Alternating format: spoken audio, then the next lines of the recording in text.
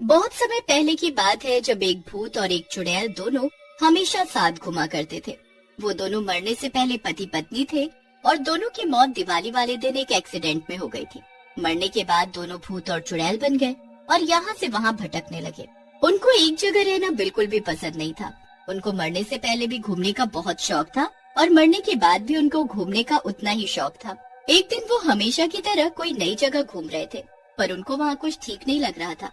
यहाँ कितनी शांति है, दिवाली आने वाली है और इतनी शांति, बड़ी अजीब बात है।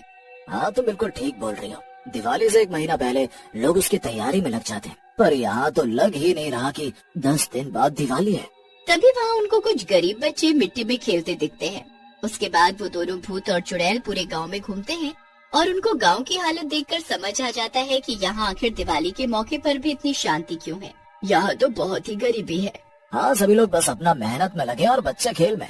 मैं सोच रही हूँ कि क्यों ना हम इस बार इन बच्चों की दिवाली को यादगार बना दे। पर वो कैसे? यहाँ कोई खाली जगह पटाखे की दुकान खोलकर हम बच्चों को फ्री में पटाखे देंगे और सोचो ये बच्चे कितने खुश हो जाएंगे। हाँ, ये तो बड़ा अच्छा आइडिया है, पर हमारे पास उसके लिए पटाखे भी तो होने चाहिए। तो चलो पहले हम कहीं से पटाखों का इंतजाम करते हैं। बस फिर दोनों भूत और चुड़ैल निकल पड़ते हैं पटाखों की तलाश में। उनको फिर आसपास कुछ छोटी मोटी पटाखे की दुकान दिखती है और भूत वहाँ से पटाखे चुराने के लिए बोलता है, नहीं नहीं, हम इन गरीब दुकानदारों के पटाखे नहीं लेंगे। ये भी बेचारे 2 पैसे कमाने बैठे हैं। अगर हम इनके पटाखे चुरा लेंगे तो इनको तो नुकसान हो जाएगा। अरे तो फिर हम पटाखे लाए तो लाए कहाँ से?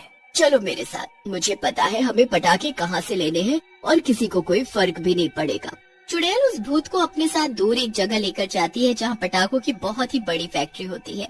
उस फैक्ट्री में चारों तरफ बस पटाखे ही पटाखे बन रहे होते हैं। ये वो जगह है जहाँ से हम अगर कुछ पटाखे चुरा भी लेंगे तो किसी को कोई फर्क नहीं पड़ेगा। चलो फिर जल्दी करो, किस बात का इंतजार है?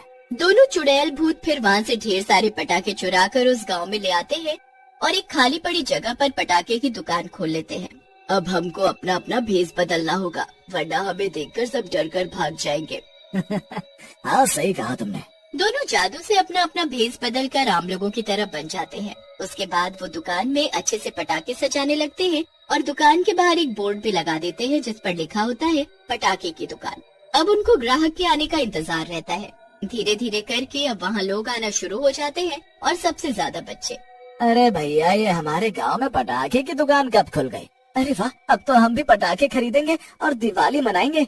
हाँ चुन्नू, चल मम्मी से पैसे लेकर आते हैं। सब लोग दूर से ही पटाखे की दुकान देखते रहते हैं, पर किसी की भी हिम्मत उस दुकान पर जाने की नहीं होती।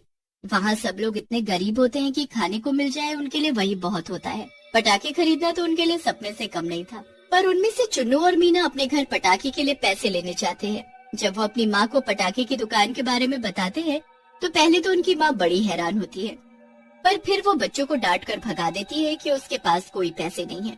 बेचारे बच्चे उदास मुंह लेकर वापस उस पटाखे की दुकान के बाहर आकर खड़े हो जाते हैं और दूर से ही पटाखे देखकर खुश हो रहे होते हैं। अरे ये लोग तो दूर से ही देखे जा रहे हैं, आखिर ये दुकान पर आ क्यों नहीं रहे? अरे कैसे आएंगे, उनके पास पैसे नहीं होंगे ना पटाखे के लिए, तो फिर कैसे आएंगे? देखो, अगर हमने इनको मुफ्त में पटाखे बांटना शुरू कर दिया तो इन लोगों को हम पर शक हो जाएगा। तो हमें अब कुछ और ही सोचना पड़ेगा। हाँ, तुम बिल्कुल सही बोल रही हो। दोनों बहुत देर तक यही सोचते रहते हैं और फिर चुड़ैल को एक आइडिया आता है, क्यों ना हम एक खेल खेलें। हम गत्ते से गोल चक्र बनाते हैं और फिर उस पर हम एक जगह पटाखा और बाकी जगह पैसे पैसे लिख देंगे। फिर हम बच्चों को वो गोल चक्र घुमाने को बोलेंगे। एरो अगर पटाखे पर रुका तो उसे मुफ्त में पटाखे मिल जाएंगे, वरना उसे पैसे देकर खरीदना पड़ेगा। अरे पर बस एक जगह पटाखा लिखेंगे तो किसी की भी नजर उस पर कैसे रुकेगी? ज्यादा तो पैसे लिखे हुए पर ही रुकेगा ना, और यहाँ पैसे तो कोई देगा ही नहीं ना। भूल गए क्या कि हम भूत और चुड़ैल हैं? एरो कहाँ रुकेगा, वो हमारे हाथ में है, समझे? मैं तो सच में। बस फिर दोनों यही तरकीब लगाकर एक गोल चक्र बना लेते हैं